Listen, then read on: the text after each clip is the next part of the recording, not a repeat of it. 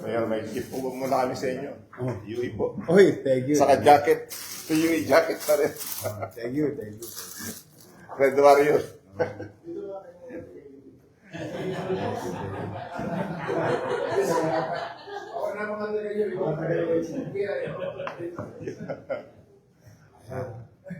Patay na Sir Roger Federer po yan. Cup na yan.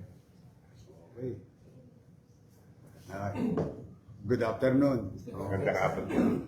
Mr. President. Kamusta kayo doon? Okay lang po.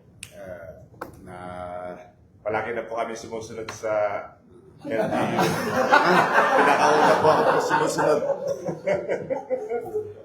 Actually, ayaw ko talaga as much as I can, ayaw kong masayang yung araw ng Oo nga po. pag-aaral ng bata. But then again, as you can see, there are things that we need to prioritize, which is the safety and convenience of our people. I think under Section 16 of the local government code, or what you know, was, I think, most, they know it as a general welfare clause. Mahalaga yung edukasyon, kaya lang mahalaga din yung buhay.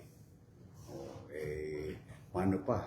Ayan, nakita nyo yung mga flood control problem that affects our constituency, which is yours too.